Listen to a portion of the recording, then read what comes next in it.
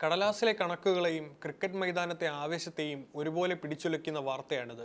IPL ചരിത്രത്തിലെ ഏറ്റവും വലിയ തുകയ്ക്ക് റോയൽ ചലഞ്ചേഴ്സ് ബാംഗ്ലൂരു വിൽക്കപ്പെട്ടിരിക്കുന്നു.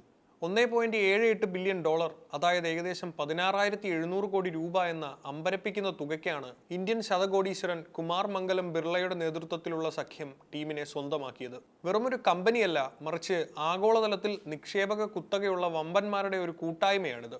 ഇവരാണ് RCBയെ ഏറ്റെടുത്തിരിക്കുന്നത്. ഇതിൽ പ്രധാന പങ്കാളികൾ ആരൊക്കെയാണെന്ന് നോക്കിയാൽ കുമാർ മംഗലം ബിർളയുടെ നേതൃത്വത്തിലുള്ള ഈ ഗ്രൂപ്പാണ് ഈ സഖ്യത്തിന് മുൻനിരയിലുള്ളത്. ഇന്ത്യൻ വ്യവസായ ലോകത്തെ അതികായന്മാരായ ബിർള ഗ്രൂപ്പ് കായിക രംഗത്തേക്ക് ഇത്രയും വലിയൊരു നിക്ഷേപവുമായി വരുന്നത് ഇതാദ്യമായിട്ടാണ്.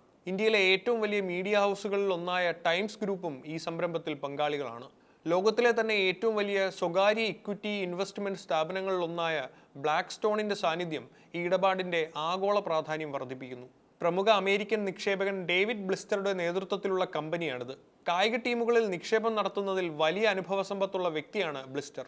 ഇന്നലെ വരെ IPLലെ ഏറ്റവും വിലപിടിപ്പുള്ള ടീമെന്ന റെക്കോർഡ് രാജസ്ഥാൻ റോയൽസിനായിരുന്നു. അമേരിക്കൻ വ്യവസായി കൽ സൊമാനിയുടെ നേതൃത്വത്തിലുള്ള കൺസോർഷ്യം $1.63 ബില്യൺ രാജസ്ഥാൻ റോയൽസിനെ സ്വന്തമാക്കിയിരുന്നത്. ഇതായിരുന്നു അന്നത്തെ വലിയ വാർത്ത. എന്നാൽ 24 മണിക്കൂർ തികയുന്നതിന് മുമ്പ് തന്നെ 16,700 കോടി രൂപയുമായി ബിർള സഖ്യം RCBയെ സ്വന്തമാക്കി. അങ്ങനെ ആ റെക്കോർഡ് തിരുത്തിക്കുറിച്ചു. ഈ ഇടപാടിൽ ശ്രദ്ധേയമായ മറ്റൊരു കാര്യം, ഇത് കേവലം പുരുഷ ടീമിനെ മാത്രം ഉദ്ദേശിച്ചിട്ടുള്ളതല്ല എന്നതാണ്.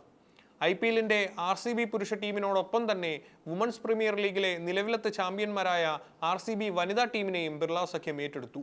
ടീമിനെ സ്വന്തമാക്കിയതിന് പിന്നാലെ മാനേജ്മെന്റിലും വലിയ മാറ്റങ്ങൾ വന്നു കഴിഞ്ഞു. ആദിത്യ ബിർള ഗ്രൂപ്പ് ഡയറക്ടർ ആര്യമൻ വിക്രം ബിർളയാണ് RCBയുടെ പുതിയ ചെയർമാൻ. കൗതുകകരമായ വസ്തുത എന്തെന്നാൽ ആര്യൻ ബിർള ഒരു മുൻ ഫസ്റ്റ് ക്ലാസ് ക്രിക്കറ്റ് താരം കൂടിയാണ്. മധ്യപ്രദേശിന് വേണ്ടി ആഭ്യന്തര ക്രിക്കറ്റ് കളിച്ചിട്ടുള്ള ഇദ്ദേഹം IPLൽ രാജസ്ഥാൻ റോയൽസ് ടീമിലും അംഗമായിരുന്നു. ക്രിക്കറ്റിനെ അടുത്തറിയുന്ന ഒരാൾ ടീമിന്റെ തലപ്പത്ത് വരുന്നത് ആരാധകർക്ക് വലിയ പ്രതീക്ഷ നൽകുന്നു. ടൈംസ് ഓഫ് ഇന്ത്യ ഗ്രൂപ്പിന്റെ സത്യൻ ഗെജ്വാനി വൈസ് ചെയർമാനായി ചുമതലയേറ്റു. യുണൈറ്റഡ് സ്പിരിറ്റ് ലിമിറ്റഡ് ആയിരുന്നു ഇതേവരെ RCBയുടെ ഉടമസ്ഥർ. വിജയ് മല്യയിൽ നിന്ന് ഡിയാജിയോ ഏറ്റെടുത്ത യുണൈറ്റഡ് സ്പിരിറ്റ് ഇപ്പോൾ ടീമിനെ ലാഭകരമായ ഒരു തുകയ്ക്കാണ് കൈമാറിയിരിക്കുന്നത്. ലോക ക്രിക്കറ്റിലെ ഏറ്റവും വലിയ ബ്രാൻഡായ വിരാട് കോഹ്ലി തുടക്കം മുതൽ ഈ ടീമിന്റെ ഭാഗമാണ്. കോഹ്ലി ഉള്ളിടത്തോളം കാലം RCBയുടെ വിപണി മൂല്യം താഴേക്ക് പോകില്ലെന്ന് നിക്ഷേപകർക്കറിയാം. ഈ സാല കപ്പ് നബ്ദേ എന്ന ടാഗ്ലൈനുമായി ടീമിന് പിന്നിൽ ഉറച്ചു നിൽക്കുന്ന വലിയൊരു ആരാധക കൂട്ടം RCBക്കുണ്ട്. സോഷ്യൽ മീഡിയയിൽ ഏറ്റവും കൂടുതൽ ഫോളോവേഴ്സ് ഉള്ള കായിക ടീമുകളിൽ ഒന്നാണിത്. ഇന്ത്യയിലെ IT ഹബ്ബായ ബംഗളൂരുവിലെ സ്റ്റേഡിയത്തിന് വരുമാനവും പരസ്യ വരുമാനവും മറ്റു നഗരങ്ങളെ അപേക്ഷിച്ച് വളരെ കൂടുതലാണ്. 2024 വനിതാ ടീം VPL കിരീടം നേടിയത് RCB എന്ന ബ്രാൻഡിന്റെ മൂല്യം കുത്തനെ ഉയർത്തി.